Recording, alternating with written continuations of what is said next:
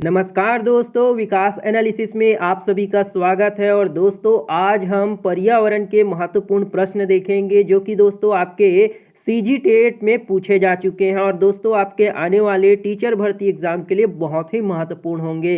तो दोस्तों अगर आप हमारे चैनल पर पहली बार आए हैं तो प्लीज़ हमारे चैनल को एक लाइक और सब्सक्राइब सपोर्ट जरूर करिएगा। चलिए दोस्तों इन प्रश्न को हल करते हैं। पहला प्रश्न है दोस्तों, खरीफ फसल बोई जाती है। जो खरीफ की फसल होती है वो कब बोई जाती है? पहला ऑप्शन है जून से सितंबर, दूसरा ऑप्शन है अक्टूबर से दिसंबर, तीसरा ऑप्शन है जनवरी से मार्च और चौथा ऑप्शन है अप्रैल से। तो इसका सही आंसर क्या हो जाएगा दोस्तों? वो हो जाएगा आपका खरीफ की फसल जून से सितंबर में बोई जाती है। तो ऑप्शन नंबर ए जो होगा आपका करेक्ट हो जाएगा। अगला प्रश्न है दोस्तों, पारिस्थितिक तंत्र में ऊर्जा के प्रवाह से संबंधित जो 10% का नियम है वो किसने दिया था? पहला ऑप्शन है रेंसले ने, दूसरा ऑप्शन है लिंडमान ने, तीसरा ऑप्शन रिटर और चौथा ऑप्शन दिया गया है कार्ल मोबियस ने। तो इसका सही आंसर क्या होगा दोस्तों? वो हो जाएगा आपका, किसने दिया था? लिंडमान ने दिया था। पारिस्थितिक तंत्र में ऊर्जा प्रवाह के 10% का नियम लिंडमान ने दिया था। अगला प्रश्न देखते हैं दोस्तों। अगला प्रश्न है वृक्क संबंधित है। वृक्क जो होता है वो किससे संबंधित है? पहला ऑप्शन है पाचन तंत्र, दूसरा ऑप्शन है परिसंचरण तंत्र, तीसरा ऑप्शन है उत्सर्जी तंत्र और चौथा ऑप्शन है प्रजनन तंत्र। तो वृक्क जो होता है वो किससे संबंधित होता है दोस्तों? वृक्क होता है उत्सर्जी तंत्र से, यानी कि ऑप्शन नंबर सी आपका करेक्ट हो जाएगा। अगला प्रश्न दिया गया है पर्यावरण के अंतर्गत आते हैं। तो पर्यावरण के अंतर्गत क्या क्या आते हैं दोस्तों? पहला ऑप्शन है पेड़ पौधे और जंतु आते हैं, दूसरा पर्यावरण के विभिन्न घटक के मध्य अंतःक्रियाएं होती है, तीसरा ऑप्शन है पर्यावरण का संरक्षण और चौथा ऑप्शन है उपरोक्त सभी। तो इसका सही आंसर क्या हो जाएगा दोस्तों? वो हो जाएगा पर्यावरण के विभिन्न घटक और उनके मध्य अंतःक्रियाएं जो होती है वो पर्यावरण के अंतर्गत आते हैं। तो ऑप्शन नंबर बी जो होगा आपका करेक्ट हो जाएगा। अगला प्रश्न दिया गया है दोस्तों, निम्न में से कौन सी विधि पर्यावरण अध्ययन पढ़ाने की विधि का एक अपवाद है? पहला ऑप्शन है समस्या का समाधान, दूसरा है सहयोगात्मक विधि, तीसरा ऑप्शन है निर्देशित खोज और चौथा ऑप्शन दिया गया है व्याख्यानों से समझाना। तो कौन सी विधि जो है दोस्तों पढ़ाने के लिए अपवाद होगी? इसका सही आंसर हो जाएगा दोस्तों समस्या का समाधान विधि जो होगी पढ़ाने के लिए एक अपवाद है। तो ऑप्शन नंबर ए जो होगा दोस्तों इसका करेक्ट हो जाएगा।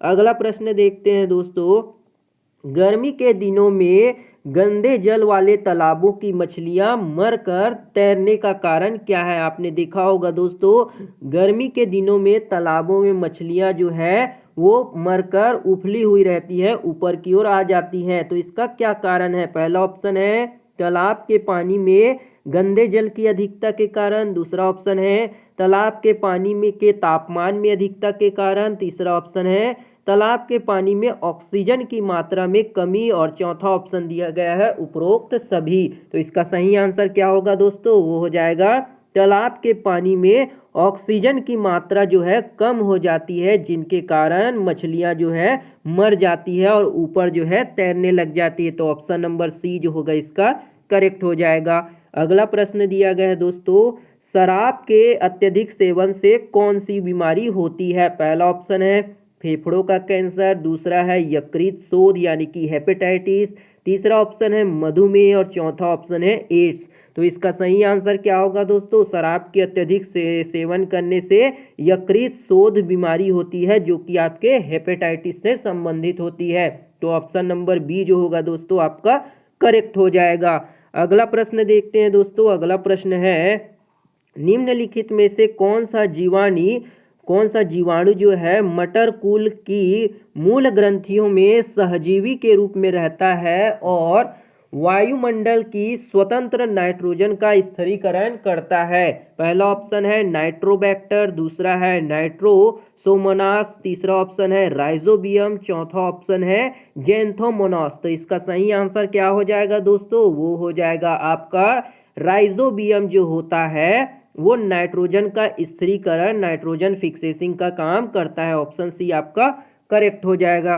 अगला प्रश्न दिया गया है दोस्तों, रीढ़ वाले जंतु हैं जिनके रीढ़ वाले हड्डी होते हैं वो कौन से जंतु है? पहला ऑप्शन है खरगोश, दूसरा ऑप्शन है गिलहरी, तीसरा ऑप्शन है सर्प और चौथा ऑप्शन है उपरोक्त सभी। तो इसका सही आंसर क्या होगा दोस्तों? इन सभी में रीढ़ की हड्डी पाई जाती है, तो ऑप्शन नंबर डी जो होगा आपका करेक्ट हो जाएगा। अगला प्रश्न देखते हैं दोस्तों। अगला प्रश्न दिया गया है, सामाजिक विकास के मार्ग में बाधक तत्व क्या है? पहला है श्रम विभाजन, दूसरा है सांप्रदायिकता, तीसरा ऑप्शन दिया गया है शिक्षा का अधिकार और चौथा ऑप्शन है सहकारिता। तो सामाजिक विकास के मार्ग में बाधक तत्व कौन से होंगे दोस्तों? वो हो जाएंगे आपके सांप्रदायिकता, यानी कि ऑप्शन नंबर बी आपका करेक्ट हो जाएगा। अगला प्रश्न देखते हैं दोस्तों। अगला प्रश्न है, मनुष्य में एनीमिया यानी कि रक्त की कमी का प्रमुख कारण क्या होता है? पहला ऑप्शन है प्रोटीन की कमी, दूसरा है कैल्शियम की कमी, तीसरा ऑप्शन दिया गया है लौह तत्व यानी कि आयरन की कमी और चौथा ऑप्शन दिया गया है विटामिन की कमी। तो मनुष्य में रक्त की कमी को किसके कारण होती है? तो वो लोहे यानी कि आयरन की कमी के कारण होती है, जिसे हम एनीमिया या रक्त अल्पता कहते हैं। तो ऑप्शन नंबर सी आपका करेक्ट हो जाएगा। अगला प्रश्न देखते हैं दोस्तों। अगला प्रश्न है, पर्यावरण अध्ययन के अध्यापन में कविताओं तथा कहानियों का प्रयोग निम्न में से किसमें सहायता प्रदान करता है? पर्यावरण पढ़ाने के लिए बच्चों को आप कहानी और कविता का प्रयोग करते हैं तो किस चीज में आपकी मदद करता है? पहला है भाषा का ज्ञान, दूसरा ऑप्शन है सांस्कृतिक विविधता का ज्ञान, तीसरा ऑप्शन विषय को रोचक बनाने के लिए और चौथा ऑप्शन है कल्पना करने की योग्यता को बढ़ाने के लिए। तो इसका करेक्ट आंसर होगा क्या दोस्तों? वो हो जाएगा कल्पना करने की योग्यता को बढ़ाने के लिए पर्यावरण के अध्ययन में हम क्या करते हैं? कविता और कहानी का प्रयोग करते हैं, जिससे बच्चे अच्छे से समझ सके। तो ऑप्शन डी आपका यहाँ पे करेक्ट हो जाएगा। अगला प्रश्न है दोस्तों, भारतवर्ष में विवाह कानून अधिनियम लागू करने का वर्ष क्या है? जो भारतवर्ष है उसमें विवाह का कानून लागू करने का अधिनियम वर्ष कौन सा है? पहला ऑप्शन है 1955, दूसरा ऑप्शन है 1956, तीसरा ऑप्शन है 1976 और चौथा ऑप्शन दिया गया है 1986। तो इसका सही आंसर क्या होगा दोस्तों? वो हो जाएगा आपका 1955 अधिनियम जो है लागू किया गया था। तो ऑप्शन नंबर ए आपका करेक्ट हो जाएगा। दोस्तों आप हमें कमेंट बॉक्स में बताइएगा कि भारत में लड़कों और लड़कियों के लिए कितने वर्ष के उम्र निर्धारित करने किए गए हैं विवाह हेतु? तो आप हमें कमेंट करके जरूर बताइएगा। अगला प्रश्न देखते हैं दोस्तों। अगला प्रश्न है, निम्नलिखित में से कौन प्रोटीन का उच्चतम स्रोत नहीं है? यानी कि उत्तम स्रोत प्रोटीन का नहीं है। पहला ऑप्शन है दूध, दूसरा ऑप्शन है अंडा, तीसरा ऑप्शन है समुद्री खाद और चौथा ऑप्शन दिया गया है मूंगफली का तेल। तो कौन जो है दोस्तों प्रोटीन का उत्तम स्रोत नहीं होता है? तो वो है दोस्तों उत्तम स्रोत नहीं होता है, तो वो कौन है? मूंगफली का तेल। क्या हो जाएगा आपका? मूंगफली का तेल। ऑप्शन नंबर डी आपका करेक्ट हो जाएगा। अगला प्रश्न देखते हैं दोस्तों। अगला प्रश्न है, पर्यावरण अध्ययन के शिक्षकों को निम्न में से किस पर ध्यान देना चाहिए? पहला ऑप्शन है बच्चों के दृष्टिकोण पर, दूसरा है अभिभावकों के विचारों पर, तीसरा ऑप्शन है प्रयोगों एवं उदाहरणों पर और चौथा ऑप्शन दिया गया है पुस्तकों एवं परीक्षाओं पर। तो किस पर जो है दोस्तों ज़्यादा ध्यान देना चाहिए शिक्षकों को? तो किसका करेक्ट आंसर क्या हो जाएगा दोस्तों? वो हो जाएगा प्रयोग और उदाहरण पर जो है ज़्यादा ध्यान देना चाहिए। तो ऑप्शन नंबर सी इसका करेक्ट हो जाएगा। अगला प्रश्न देखते हैं दोस्तों। अगला प्रश्न है, निम्नलिखित में से कौन वायुमंडल में ऑक्सीजन और कार्बन डाइऑक्साइड के संतुलन में प्रमुख भूमिका निभाता है? पहला ऑप्शन है श्वसन, दूसरा ऑप्शन है प्रकाश संश्लेषण, तीसरा ऑप्शन है पत्ती की संरचना और चौथा ऑप्शन दिया गया है ओजोन परत। तो वायुमंडल में ऑक्सीजन और कार्बन डाइऑक्साइड को संतुलित करने में कौन जो है प्रमुख भूमिका निभाता है दोस्तों? तो वो हो जाएगा आपका क्या हो जाएगा? प्रकाश संश्लेषण जो होता है यानी कि फोटोसिंथेसिस, ये जो होता है संतुलित करने में भूमिका निभाता है। तो ऑप्शन नंबर बी आपका करेक्ट हो जाएगा। अगला प्रश्न है दोस्तों, हमारे शरीर के मुख्य संवेदांग कौन कौन से हैं? जो संवेदी अंग है वो कौन कौन से हैं? पहला ऑप्शन है आँख, हाथ, त्वचा, दांत और हृदय। दूसरे में दिया गया है त्वचा, कान, आँख, नाक एवं जीभ। तीसरा ऑप्शन दिया गया है जीभ, आँख, हाथ, पैर और हृदय। और चौथा ऑप्शन है कान, नाक, मस्तिष्क और हृदय। तो इसका सही आंसर क्या हो जाएगा दोस्तों? हमारे शरीर के संवेदी अंग कौन कौन से हैं? त्वचा होते हैं, कान होते हैं, आँख, नाक और जीभ, ये सभी हमारे क्या हैं? सेंसरी ऑर्गेन होते हैं। तो ऑप्शन नंबर बी जो हो गया हमारे करेक्ट हो जाएंगे। अगला प्रश्न देखते हैं दोस्तों। अगला प्रश्न है, किसान द्वारा फसल बोने से पूर्व खेत की जुताई किए जाने का कारण निम्न में से क्या है? पहला ऑप्शन है मृदा को उलट पलट करना।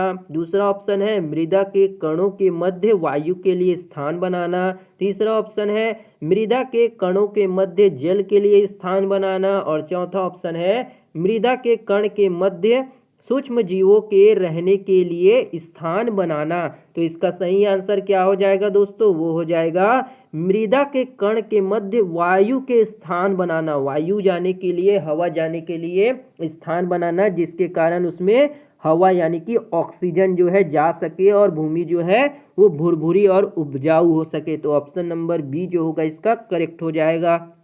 अगला प्रश्न देखते हैं, पर्यावरण में होने वाले किस परिवर्तन के कारण रेखा की मां ने उसे पेड़ के नीचे सोने से मना कर दिया? पहला ऑप्शन है कार्बन डाइऑक्साइड की गैस की कमी के कारण। दूसरा ऑप्शन है कार्बन डाइऑक्साइड गैस की अधिकता के कारण। तीसरा ऑप्शन है ऑक्सीजन की कमी के कारण। और चौथा ऑप्शन दिया गया है ऑक्सीजन की मात्रा में अधिकता के कारण। तो इसका करेक्ट आंसर क्या हो जाएगा दोस्तों? वो हो जाएगा ऑक्सीजन की कमी के कारण रेखा की मां ने उसे पेड़ के नीचे सोने से मना कर दिया। तो ऑप्शन नंबर जो होगा आपका डी सी जो होगा यहाँ पे करेक्ट हो जाएगा। अगला प्रश्न देखते हैं दोस्तों। अगला प्रश्न है, निम्न में से कौन सी पर्यावरण अध्ययन की पाठ्य पुस्तक विद्यार्थियों के लिए उपयोगी है? पहला ऑप्शन है गतिविधियां इकाई के अंत में उपलब्ध हो। दूसरा ऑप्शन है गतिविधियां अध्याय के अंत में उपलब्ध हो। गतिविधियां प्रकरणों के साथ हो। और चौथा ऑप्शन है गतिविधियां पाठ्य पुस्तक में अलग अलग स्थानों पर हो। तो इसका सही आंसर क्या हो जाएगा दोस्तों? वो हो जाएगा गतिविधियां प्रकरणों के साथ हो, ये आपका करेक्ट आंसर हो जाएगा। अगला प्रश्न देखते हैं दोस्तों। अगला प्रश्न है, विश्व स्वास्थ्य दिवस कब मनाया जाता है? पहला ऑप्शन है प्रत्येक वर्ष 8 मई को। दूसरा ऑप्शन है प्रत्येक वर्ष 7 अप्रैल को। तीसरा ऑप्शन है प्रत्येक वर्ष 31 मई को। और चौथा ऑप्शन दिया गया है प्रत्येक वर्ष 5 जून को। तो इसका सही आंसर क्या होगा दोस्तों? वो हो जाएगा आपका विश्व स्वास्थ्य दिवस प्रत्येक वर्ष 7 अप्रैल को मनाया जाता है। कब मनाया जाता है? 7 अप्रैल को मनाया जाता है। तो ऑप्शन नंबर बी जो होगा आपका करेक्ट हो जाएगा।